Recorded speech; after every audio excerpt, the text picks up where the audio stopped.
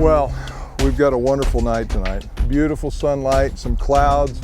The sun is just barely poking out, and we're just going to have it for a few minutes, but it's beautifully lit, these mountains across the pond from us here. So we're going to shoot a panorama.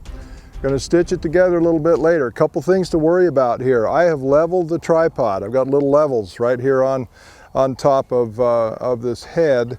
I've leveled that so that I can move it 180 degrees like that, and it's level all the way around, so I keep my horizon level where it needs to be. Okay, the other thing is I've set my camera on manual exposure, because as I pan through this, the exposure is going to change just a little bit, and if you leave it on automatic, your sky will actually have different exposures on it, where the camera tries to compensate for different exposure levels. So set it on automatic or on manual, and set your exposure the way you want it.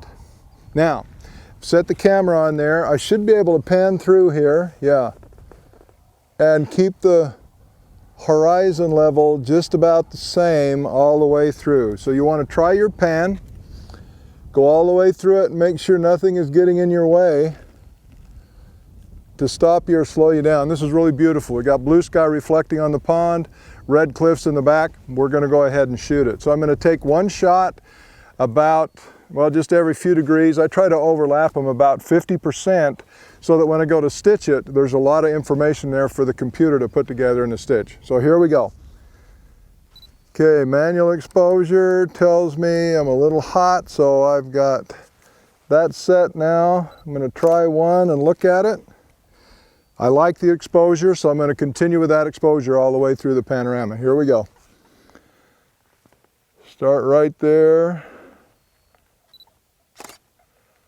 Overlap, shoot, overlap, shoot, overlap, shoot, all the way through this nice photograph. Now, as I get towards the edge, the shadows deepen in this photograph, and it gets really, really nice. I've also got some things in the foreground that you have to kind of watch, especially if there's a little bit of a breeze and you've got plants like these tamarisk bushes in the foreground. You might see a little bit of movement out of it, but usually the stitching in Photoshop will take care of that.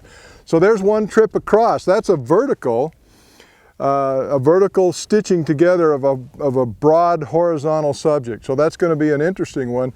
What this does for me, and yeah, I could get my wide angle lens out and shoot the whole thing in one shot and have a fairly good sized file, but this way I get a file that's huge. And if I want to print this later on and make it 30 inches by 30 feet, then I've got a file that's big enough to make that kind of an image for me. If I want to print it small, it's a very crisp, clean file to look at. So you get big files and you get lots of information in there. And I'm going to go ahead and run through this while we've got the light one more time and make sure that, that I've got the exposure that I want.